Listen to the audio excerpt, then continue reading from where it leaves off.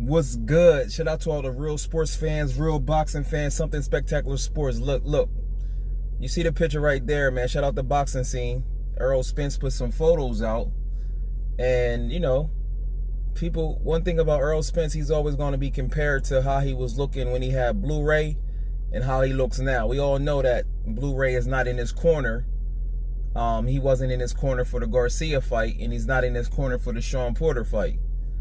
The fight is the weigh-in is 7 days away. We got 7 days for the weigh-in. The fight is next Saturday, the 28th.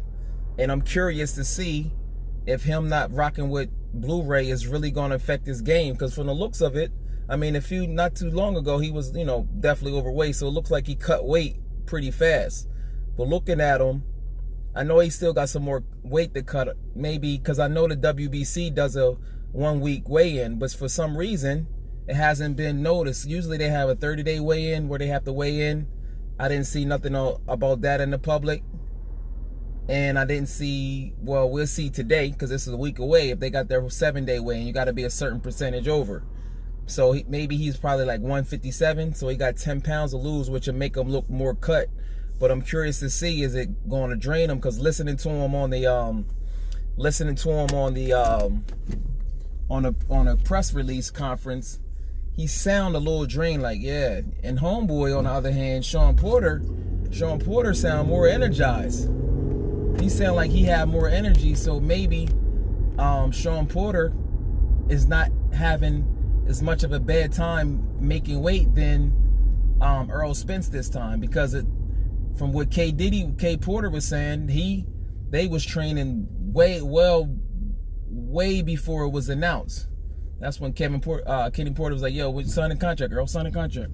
So, yeah, maybe he's, a lot of times his weight is there. So I'm curious to see how that's going to be, man, and without Earl, but it's 7 days away. One thing I don't want to hear, no fucking excuses. Like, if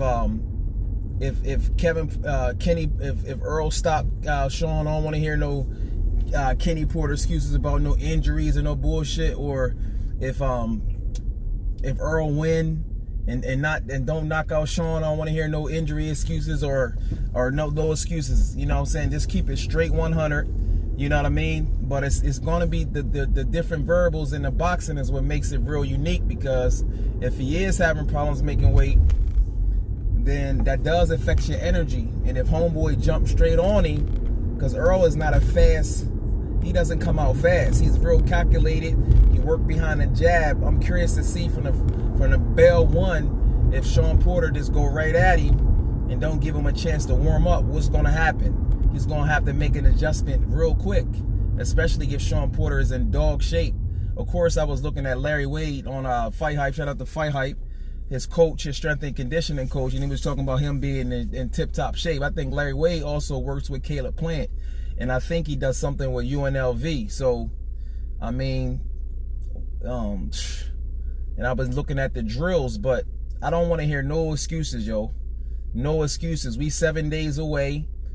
May the best man win. Like I've said before, and I've been saying this for a long time. If Errol Spence goes to the body like he should, which that's another thing. Going to the body leaves you open to punches. If he goes to the body, I can see him stopping. I can see Kenny Porter stopping the fight late, because Sean Porter is the type of guy that'll take a beating and he has a good chin. So sometimes you got to save fighters from themselves. But it's also curious to know what's going to happen if Sean Porter go to Earl's body. You can give it, but can you take it? What's going to happen? Because Sean Porter, when he lands, he is a good body puncher when he lands. It's thumping. It's just his accuracy isn't as great. But what's going to happen if he go to Earl's body? Because him being a shorter fighter with long-ass arms, in certain cases, he would be at a disadvantage. I mean, he would be at the advantage when he's in a certain range. That's the thing that he needs to get in. And he has to get in a certain range to really do what he got to do. But 7 days away, baby.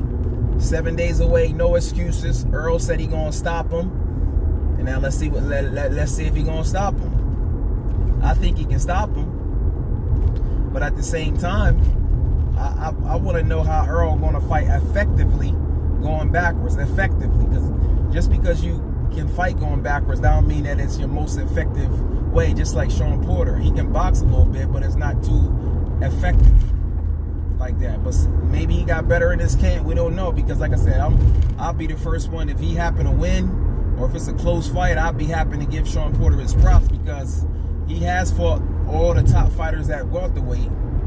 You know, he ain't always win, but he did fight the guy, so you got to give him credit, dog.